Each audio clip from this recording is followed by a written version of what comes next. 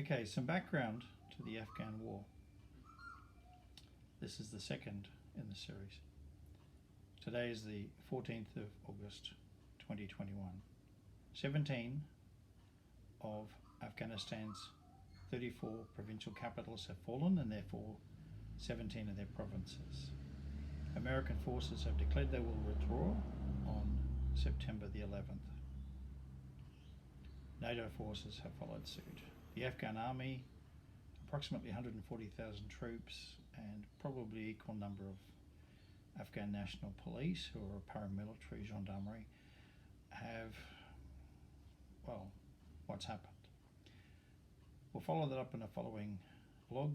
Today's vlog will be, our first one was about the 1839 war and 42 war by the British and how they tried to install a puppet in Afghanistan and it failed. In 1973, one of the first countries to recognise Russia's new revolutionary government was the Afghan government. They're very sensitive to their neighbours. Afghanistan, of course, is a neighbour to Russia. So they were a monarchy up until 1973, when it was overthrown by a communist party, People's Democratic Party government. It was fatally flawed, though. It had two rival cliques, the Palmach and the Kalk, and they fought each other and they actually carried out coups against each other, and the Russians refused to take sides. So from 1973, when the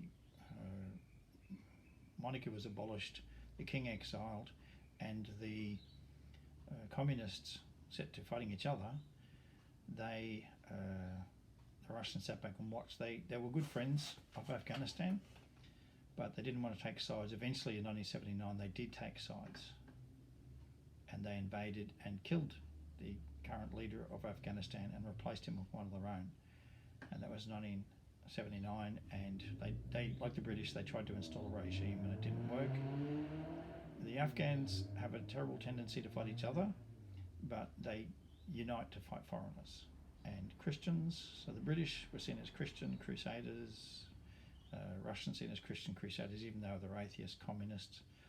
So the Taliban now are fighting against, this is the American logic, they're fighting against NATO and the American occupation, which took place 2001. It's been there for 20 years, so 10 years with the Russians.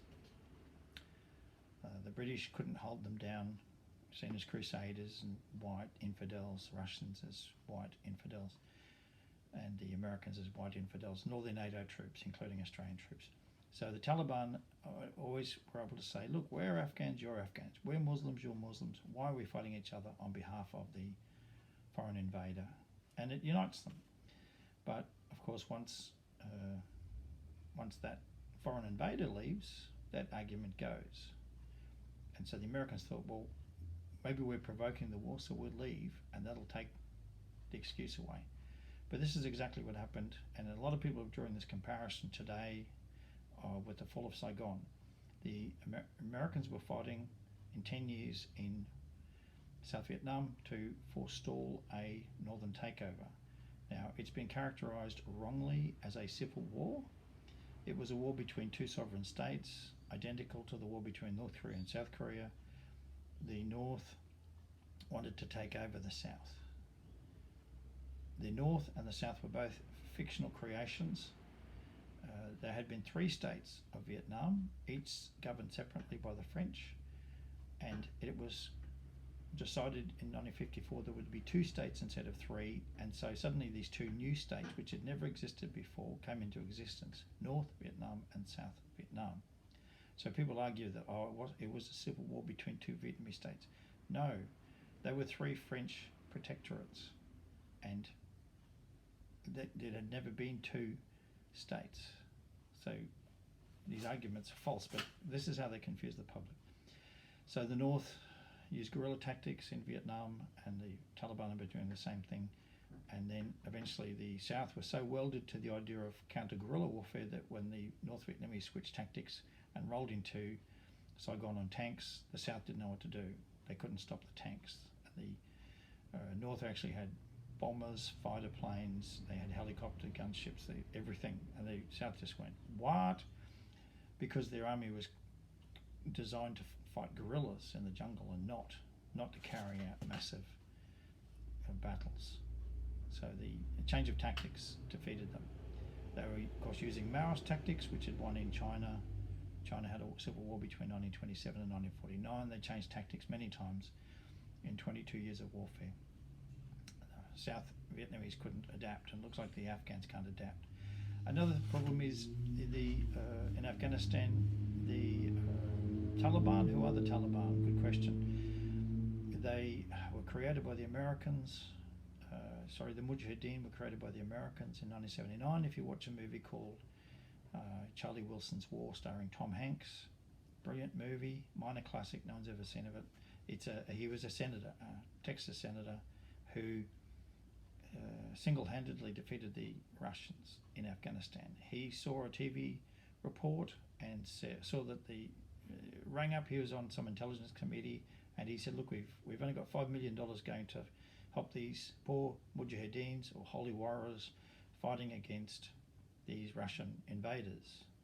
And some other people said, "Yeah, let's give them their own version of Afghanistan," because America had been severely embarrassed by the loss of Afghanistan, and it knocked them for about 10 years.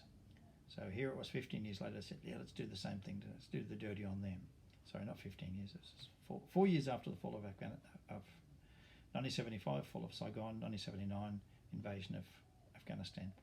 So the Americans were wanting revenge. So they funded, and he gave millions.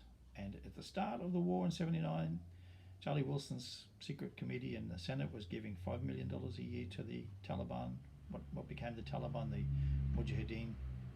By the end of the war, he was giving them $1,000 million.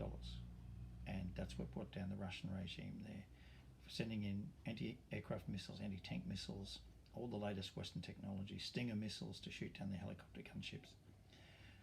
Now, who were the Mujahideen? They were trained up in madrasas.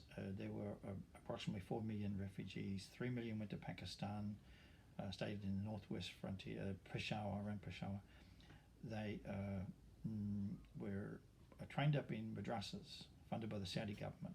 Allegedly 25,000 graduated from these madrasas every year, and a lot of them, after 7 years of memorizing the Quran, just went straight into Afghanistan as holy warriors.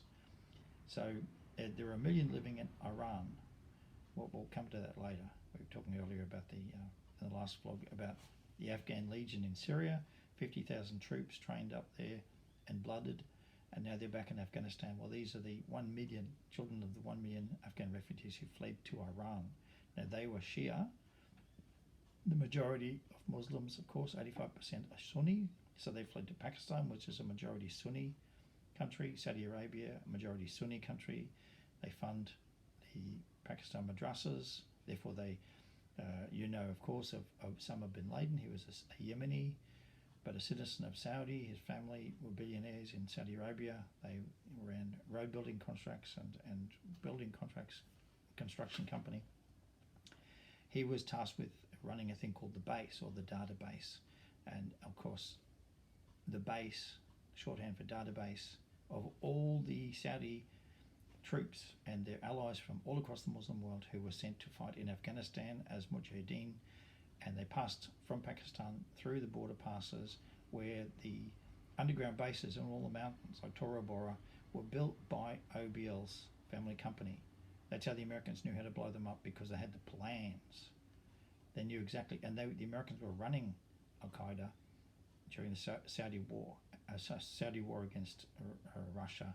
They used Chinese arms, and if you look at Charlie Wilson's war, they got weapons from Egyptian, Russian arms factories, from China, copies of Russian arms, and they were funneled through Pakistan, who took a slice off the top, and the Saudis paid for it all but never got their hands dirty, but they provide the logistics, people like OBL and other highly trained people.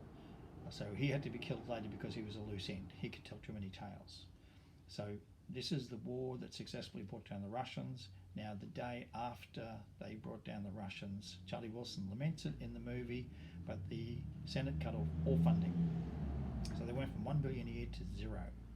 And the Taliban, the Mujahideen, had been used to getting lots of money, and they were drip fed, and they're going, what do we do for money now? So they scratched around, they looked for money anywhere they could find it.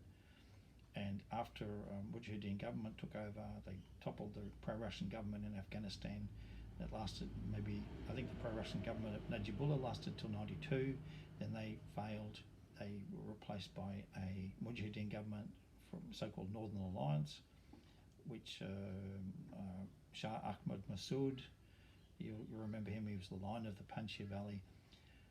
The lasted about 3 years, but lots of infighting. Eventually by 96 they were overrun by the Taliban, and Talib of course means student, a student of a madrasa. So these students rolled in, and what they did was they roll up to a city and say, look, we've got millions of Saudi dollars, do you want some? You're Afghans, we're Afghans, we're Muslims, you're Muslims, how about we all be friends? Why are we fighting for these infidels? So they did, and they bought their way into power, and that's exactly what they're doing now. That's how you capture 17 provincial capitals in 7 days. You don't fight, you defect. Okay, more of this on the next vlog.